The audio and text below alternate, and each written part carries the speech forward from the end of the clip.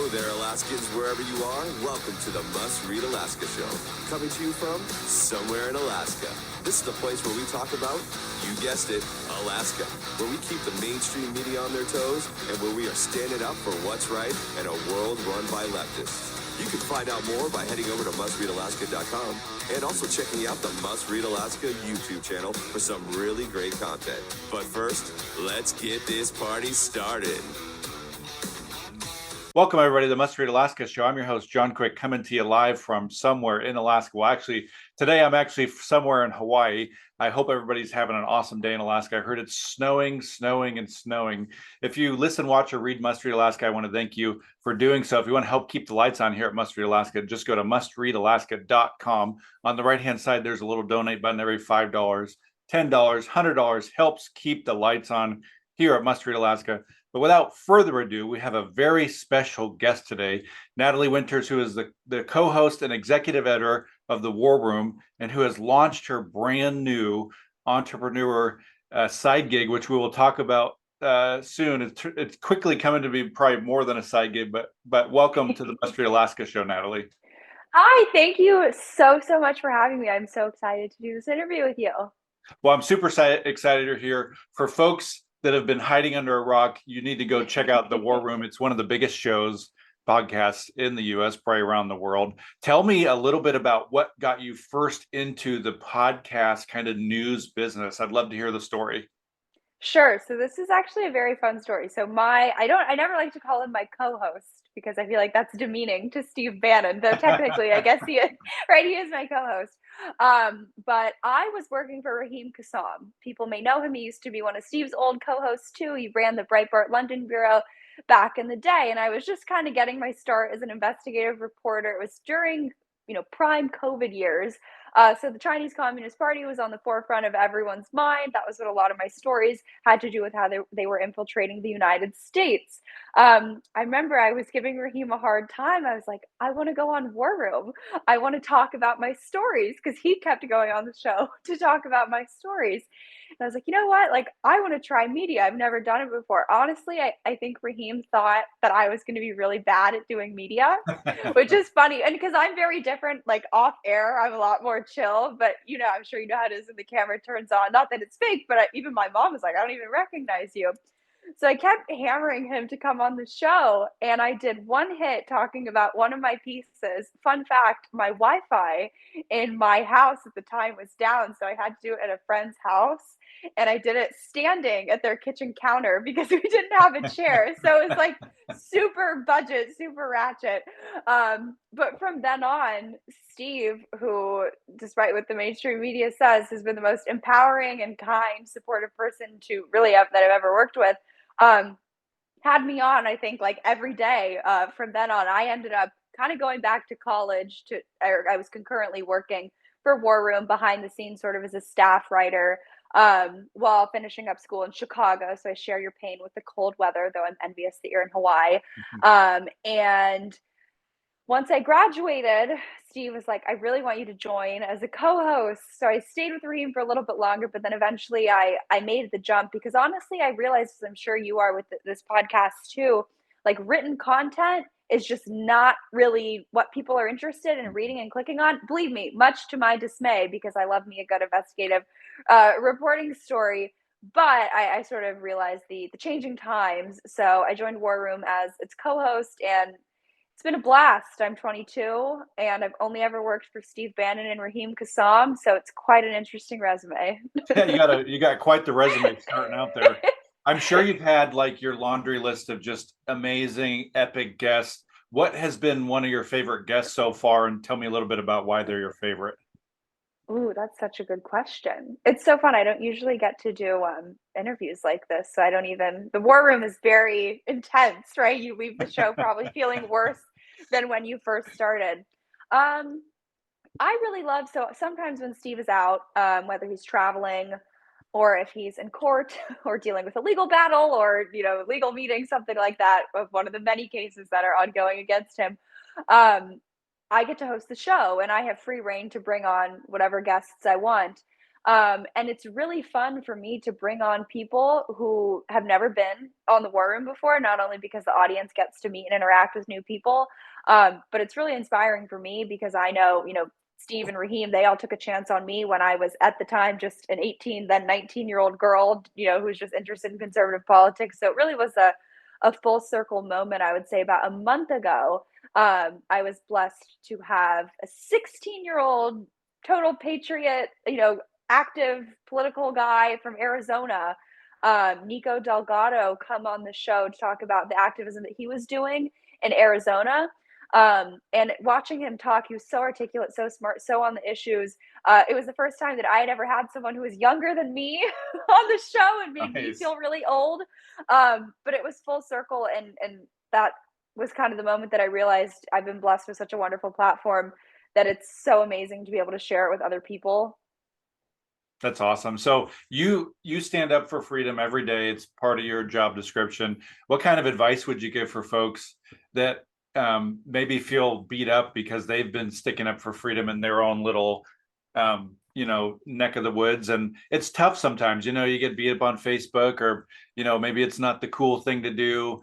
How do you keep going, and what's some advice you give for folks that are feeling maybe beat up and disheartened? If you're feeling beat up, it means you're doing something right? It means it means you're over the target. It means the system is mad at you. So I think find solace, find peace and comfort, and paradoxically, the discomfort of going against the grain, because when you look around and you see what the mainstream values represent, right? Whether it's the World Economic Forum wanting you to own nothing and be happy, whether it's kind of crazy, deranged gender madness, if what you're saying causes an existential threat, a shock to that system, then sign me up. And I also think too, it's sort of coming to terms with, and this is my broader philosophical approach to life, but you know, not getting validation from others, being content within yourself, and if you're religious or spiritual, finding a bigger purpose through those avenues too. Because I think you sort of then devalue when other people give you criticism, because your metric, right, for what you're saying, if it's good or not, or if it's true or not, or if it's, serving a purpose, it doesn't become, oh, well, am I telling people what I want them to hear? Am I just, kind of regurgitating the mainstream narrative on certain things? It's, am I honoring my true authentic self? Am I honoring the truth? And, like I said, if you have religious or spiritual beliefs, and that way too. So I guess it's, easier said than done when I have access to a platform like War Room. So, if I'm getting attacked, for example, my new company that I just launched, they're already censoring the emails that I'm sending out. But I can tweet about it and get mad at it. But I think it's really about understanding the moment in history, the time in history that we're in right now. Right. I've always said, we look back, we know socialism, communism, those, horrible ideologies have failed. I really think that right now we are living through the time period where globalism is being tested. And I want to be able to look back and have my children, grandchildren, people down the road be able to look back and be able to say that globalism did not work, right? This kind of outsourcing model, even I think the encroachment of these CCP authoritarian style tactics we see going on here in the United States, saying that did not work. Because I think down the road, if we don't speak our truth, if we don't prevent that from happening, we're not even going to have the ability to say globalism didn't work, because, we're going to be not enslaved to these, gulag type camps, but you're not going to have freedom of speech. We're not going to have the ability to even post that Facebook comment. So I think just appreciate all of the, blood and treasure that has been spilled before us to get us to a point where we have the freedom of speech, the ability to, say those comments on Facebook. So when someone gives you a little bit of pushback, like I said, it means you're doing something right. Well, so you're co-hosting the War Room, which is one of the biggest shows in the US, probably the world, and then you decide to start your own clothing brand to add some more responsibility in the mix. Take me back to that moment where you thought to yourself, I think I want to start my own clothing brand. What did that look like? Why did you get spurred on to quickly become an entrepreneur? So it was funny when I was getting ready to do this and do a whole kind of media blitz on launching the company. I was coming up with some of my talkers, just like guardrails, what I wanted to really, brand the company as. And usually when I do the more political shows, I focus more on the American made aspect, the taking down the Chinese Communist Party, the going against the outsourcing. But since this is more of a fun interview, you guys get the real scoop. So the truth behind it, it's sort of twofold. One, there's a shirt, there's a pretty viral picture of me. It says "Dump Him," and it's a Juicy Couture shirt that was made famous by Paris Hilton. It's pink, and I was wearing it because at the time I was just getting out of a bad relationship. I was really mad at my ex. I was wearing the shirt to express myself, it was also during the same time that the House Speaker race, or Kevin McCarthy, was potentially going to be voted out. So I was taking some pictures in the shirt and I later posted it on social media and I was like, wait, this applies to Kevin McCarthy too. So it was in that moment that I realized there was this merger of sort of this, cheeky, fun fashion in the political realm that wasn't so in your face, because I think a lot of political apparel, and again, it's not even just conservative, but the free thinking, like for example, my shirt says low social credit score, a little bit conspiratorial is one of the hats, so it's fun, but there's sort of an esoteric double meaning to it. That was when I realized that there was something, to play with. And then there's all these companies that like rip off my tweets or pictures of me and my designs and put them on t-shirts. So someone was already selling like the Natalie Winters "Dump Him" t-shirt. And I was like, hold up, I got to pounce on this. So anyways, long story short, some very interesting things happened with this now ex. And I shipped my dog back to LA. I moved back here from DC. And on the plane, the morning that I woke up, I was so sad. I just shipped my dog out. I was crying. I was on the phone with my mom, but because of the time change, it was too early. So I had like no one to call. And I was on the plane. I boarded the plane. I had no intention to do anything. And this was only like 2 or 3 months ago. And by the time that plane had touched down in Los Angeles, I had bought the domain name, made the logo, came up with a company name, had created most of the designs that we've gone with, the basic kind of structure, the branding, the social media accounts, because it goes back to what I was talking about in my previous question. And this is now getting super into my personal life. But, I realized for so long that I had been seeking validation from other people, which is funny given the line of work that I'm in. And I was like, you know what? I am never going to get fulfillment or be content if I continue to pursue relationships, business, personal, or otherwise, with other people. I needed sort of a passion project to really devote myself to, that the ROI, not even in financial way, but just purpose and passion, and something that I just love doing, and a creative outlet. That's sort of how this was born, and now it's morphed into a beast. As I'm speaking, I have people packing orders. I feel like a CEO, girl boss, even though we don't like girl bosses. But it really was born out of a bad relationship. And the last thing I'll say on that too is I remember when I was sort of on the outs with this said person, who I'm sure eventually when I write my book, we'll dox them. No, I'm kidding. But I had sort of thought that like, oh, maybe they're cheating on me, or I don't know. And one of the girls had her own company. And I remember I was like really envious of her. And I was like, what about, like, why am I so not okay with this?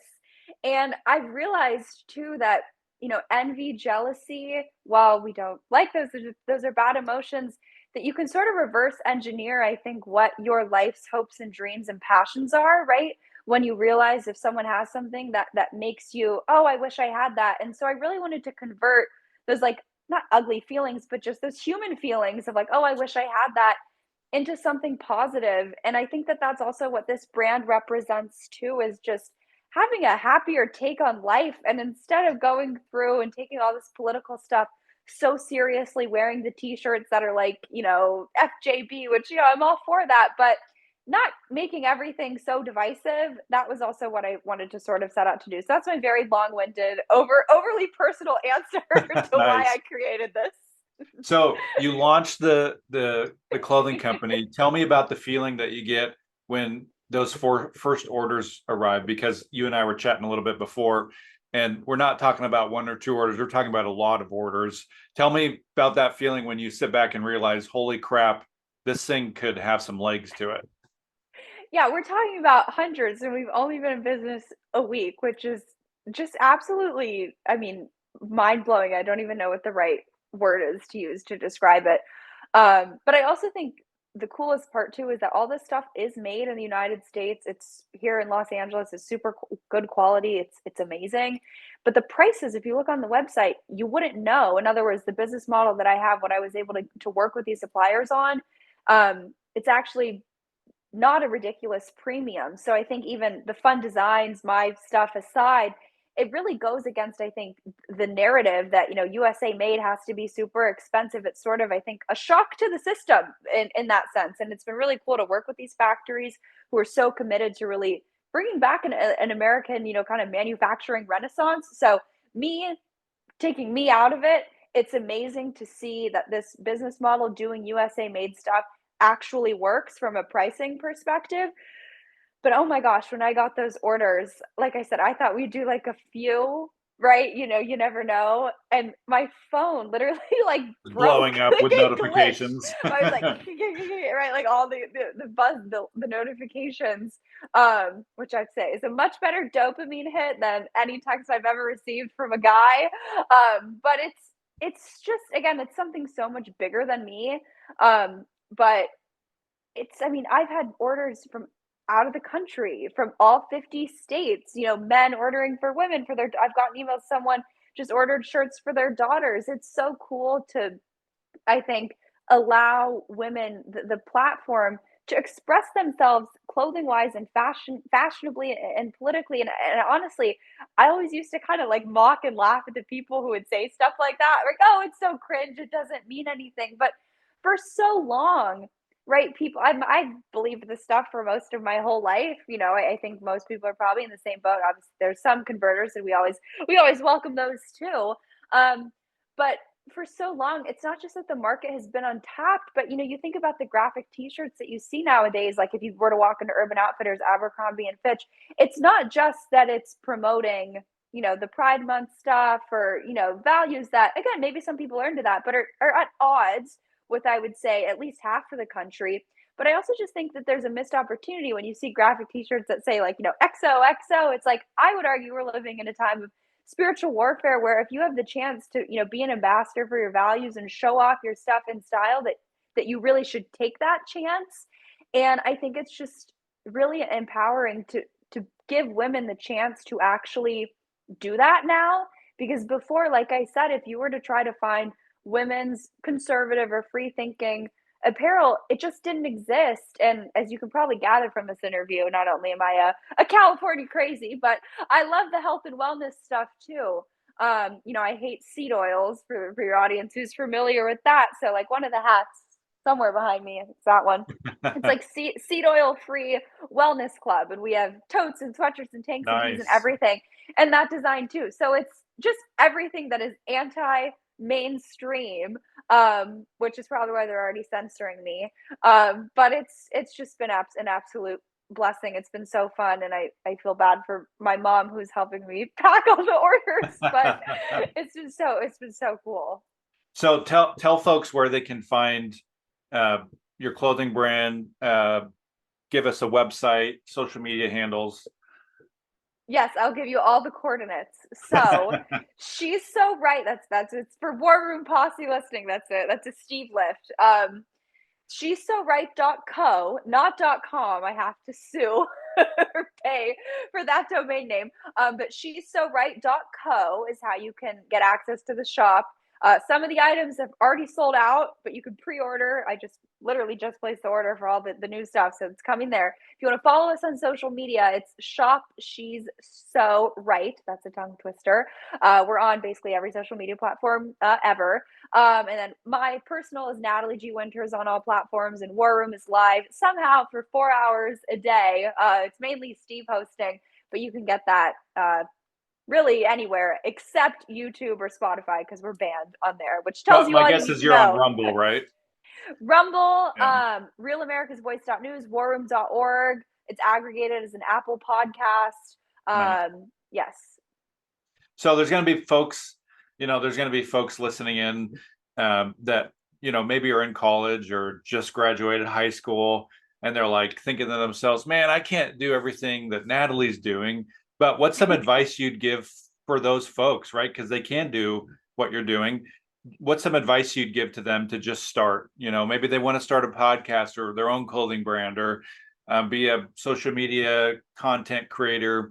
What's some advice you'd give to them? Well, I think you answered your own question. It's just start. And I know that's easier said than done, but my niche advice, my more nuanced advice, I can only speak on being young and in the political space, is I would say two things.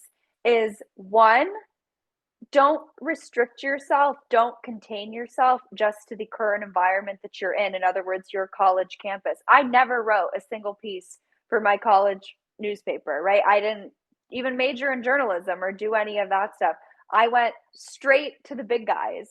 And how I did that, literally a friend of mine just texted Raheem and was like, "Hey, do you want an intern for the summer?" And it was as simple as that. People love free work, so capitalize on that. Um, and reach out, DM your favorite podcast host, DM whoever. You can always help someone, even if it's just a few hours a week on the side. You just have to get your foot in the door, and then you can prove yourself. That's what I've learned. And honestly, I haven't used any of the stuff that I ever really learned from college. I had to unlearn it and de-learn it.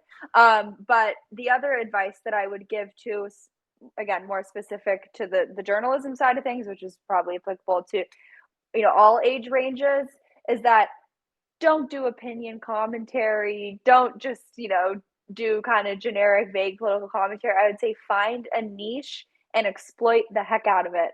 I really focused on the Chinese Communist Party and how they infiltrated the United States. That's what I really built my career on. And I think that raw, actual investigative reporting done with real news, real facts, real evidence. Go to the Foreign Agent Registration Act database, go to the DOJ's website, get those filings, file FOIA requests, use the raw materials. It's also easier because you don't have to write as much. You just can copy and paste the evidence. But that's what there really is an appetite and hunger for. So I would say stick to that. And like I said, just start, just do something. I coded the website myself using Shopify. Nice. I joke, like, starting a business in America is both the easiest thing and the hardest thing, right? Like, it's so easy because there's these wonderful platforms like Shopify that integrate everything for you, and this app and that app. But then it's so hard because like the IRS and LegalZoom suck and everything's so slow and it takes forever to get stuff processed. So, but just start. And it goes back to how we started this interview about the validation stuff. If the only thing holding you back is that you're scared of other people are going to judge you, you're going to look back 20, 30 years from now when those feelings have dissipated, because in the moment you care about what other people think of you, but 30 years down the road, you're going to be like, what a dumb excuse that was for not doing it. And honestly, I was sort of nervous that like my ex or whatever was going to be like, oh, what a grifter, like what a dumb clothing brand, right? But I was like, you know what? I'm not going to let one person's opinion influence the trajectory of my life, because what I want to do with it, what I believe, if you believe in God, what his designs, whatever agency skill set he's given you, you have to be true to that. And like I said, 20 years down the road, you're always going to regret that you never emailed your favorite podcaster. Like I said, I DM'd you on Twitter, right? I was like, what's the worst that happens if he doesn't respond? He doesn't respond. So it's just like coming to terms with what the worst case is. And 9 times out of 10, it's not really that bad. So you've been very successful in the last couple of years. Who's somebody that you've looked up to, whether they're in the industry or not? Maybe somebody that's been kind of like a hero to you, and why have they been that? Growing up, and I even told this to her face, I always wanted to be Ann Coulter, which is funny and a very, very probably toxic person. Not many young girls in California. I remember I made my dad drive me like 2 hours to go see her speak in Newport Beach. But I always just looked up to her because she did all of her own work, right? She always wrote her books. She was always writing her op-eds. And I think she sort of merged that, or rather fused humor, kind of ironic commentary, specifically with the issue of immigration. I've obviously kind of taken that approach more with the Chinese Communist Party stuff. But I just think her humor, her ability to really get the messages across on immigration in particular, obviously she's disagree with her a little bit on politics now. but she was who I always looked up to. And I remember, this is a funny story. There was a time when I was applying to college, which retrospectively, who cares? But my mom was like, "You need to, do summer programs so you're gonna get into school." And I was like, "Whatever, okay." So I did some like young women's leadership type, the thing, the scam Yeah. in DC. So I did the program, and it was in DC, it was at Georgetown, and they had us meet with our members of Congress. So I remember this group of like 40, 50 girls. I was the only Republican. There was maybe one other girl, but more like establishment Republican type. And we're all sitting, I think it was in like Rayburn or Longworth House office building. We're sitting like this official meeting room, and they have everyone go around the room and say who they look up to. And to put you in the room, okay, some chick with like short hair, like, the vibe, the purple hair, right, is like, says the name of someone, I forget who, and some other girl chimes in and goes, "Well, he supported redlining, so how could you like him?" So that was like the vibe, okay? It was like it was very, very, very, very far left. And it was one of those moments where when they were getting closer to me, I was like, what do I say? Like Nancy Pelosi was probably the most popular name said. And again, you can disagree with me politically, but I think that the validation stuff applies across, all stripes of the political spectrum. And I was like, do I actually say who I look up to, or do I say something just to go along to get along? And when they came to me, I was like, you know what? Ann Coulter. Nice. And you could hear a pin drop in the room. There was, people may know if you have a dedicated Twitter following audience, Charlotte Clymer. At the time, he, she, they was a dude, but they now transitioned to become a woman. But she's like super out there, like really, really, really far left. And they were in the I don't know what to say, but they were in the room. And I remember they looked at me like I was They probably gave you the crazy. death stare. Oh my gosh, I was like, I'm gonna get shot or something. But it was one of those moments where I was like, okay, I survived, and you know what? I spoke my truth, and while it may have been kind of, that funny, uncomfortable moment of like, oh my gosh, but I'm so glad, because if I hadn't done that and I would have just said, Nancy Pelosi, or I would have said someone, even in the South, Nikki Haley or something, like, not for the rest of my life, I would have gotten over it. But like that evening, I know I would have looked back and been like, gosh, why did I say that? Why did I do that? So that was, so even though it is, silly anecdote, my takeaway from that was just be true to yourself. And I know it's Yeah, maybe easier said than done, but it's worked pretty decently for me. So that's awesome. So my one of my final questions is to you this: you get to spend a lot of time with Steve Bannon, which I'm sure that the folks that are listening here are probably jealous of. So give us a little peek under the hood. Tell us a story about him. You've alluded to that he's a pretty awesome person. So give us an inside scoop story on being able to work with him, almost every day. Oh my gosh, he is just the absolute coolest person ever. I mean that. I feel like most people, as they age, they start to lose it. He gets smarter every day, and I seriously, like, he makes connections with stories and timelines and everything that I don't even do. I'm like, "Oh my gosh, seriously." And he works nonstop. I mean, he will text me stories at like 3 a.m. and then he's up at 6 a.m. It's crazy how dedicated he is to this, and his like niche nuanced takes, how he sees how all of this stuff overlaps. But I would say the two things that people probably like wouldn't really be able to tell is he's a total gossip. Like he loves talking. He loves to, I don't know if I can cuss on this, but shoot the S, you know what I Yeah. mean? About everything. Which is really fun, and he's really, he always knows what's going on. It's like he's like a high school girl. He loves to like he's always asking me like, "Oh, did you hear so and so?" But he's also, and I know this, I'm not paid to say this, um, but I truly mean this from the bottom of my heart. Like when I have had things come up, either health stuff or even just like little things, like, something had happened, and he was like, "Natalie, just leave. It's fine. Prioritize your safety." Like he is the most kind, supportive, and caring man that I seriously I mean, I think of him in some ways like a dad. He's been so protective and supportive and kind towards me. Like, I won't get into details about any of the specifics, but Mhm. he is always the first person to offer his support, his help. However, anytime I call him with he is always, always, always there for me.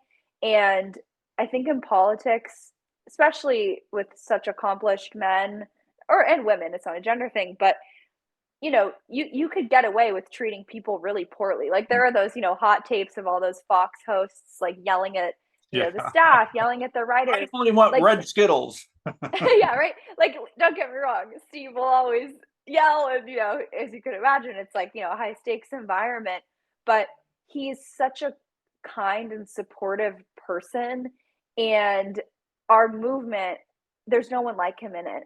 And his ability to, create personalities on the show and really cultivate talent and heck, give me a platform and a chance when I was a 19-year-old girl and he had me on his you know what I mean? Like that shows you for all the people calling him a sexist and, every name in the book, he let a 19-year-old girl host his show. You know what I mean? And against people, I'm sure all the left-wing media would say, "Oh, well, he still hates women," but he really is just I mean, I'm not usually at a loss for words, but he's he's just such a genuinely kind, supportive even when we do meet and greets, like, I get overwhelmed. I'm like, "This is so weird." I'm like, "If you know who I am, you're in way too deep. Like, this is too much." But I kind of tap out, which is bad, but I can only handle so much sometimes. He stays with everyone and Yeah. talks to everyone. You know what I mean? Like he is just so kind. He's So, Natalie, any last minute thoughts here before we head out? Give us one more time where folks can find your new clothing brand. And I really appreciate you coming on. No, thank you so much for having me. I love doing interviews where I get to talk about things other than the collapse of America. It gets very depressing after a while. We'll have to do another one of these where we talk about workout stuff because I love Pilates and I've never Nice. done an interview where I've gone to talk about that and I could talk your ear off about that. But you can go to she'soright.co to get all the merch, all the swag, hats, sweatshirts, tanks, tees, stickers, bumper stickers. If you're listening and you're part of the War Room Posse, we got some action, action, action, signal, not noise, and no conspiracies, but no coincidences. Bumper stickers, those are sayings that we use on the show quite a lot. Also, shameless plug, but for the guys, if you need a really, really, really good Valentine's Day gift, I would say she'soright.co is the place to go. Not just because you aren't supporting woke companies that hate you, but the stuff's really cute and it's pink. It's perfect. Like I said, I'm Natalie G. Winters on all platforms. And my final thoughts, I would say, are whatever you're thinking about doing, whether it's the podcast, the clothing line, asking that person out, whatever it is, just do it. Because the worst thing that happens, it doesn't go your way. That's a better feeling. At least you know the outcome than if you didn't actually do it and seize the moment. And you're a perfect example of that yourself, right? You started this podcast, you just did it. Human agency is such a cool thing, and we have control over our lives. So do what you want because it's going to make you happy, and rejection isn't that bad. I've learned that firsthand many times over. Well, awesome. I really appreciate you joining us, Natalie. Folks listening in, go to she'soright.co. We're going to put the link in the podcast description. Go check out the clothing, go buy some. We're actually also going to be doing a giveaway. We're going to be giving away a shirt and a hat. So folks listening Yes. into this, listening into this video on Facebook, if you like, comment, or share the post, we're going to enter you into potentially winning a shirt and a hat. So go do that right now. Go like, comment, and share this Facebook post and take a friend, and we'll enter you to win a shirt and a hat from she'soright.co. Natalie, we wish you nothing but success. You're welcome back anytime. And till next time, I'm John Quick from somewhere in Alaska.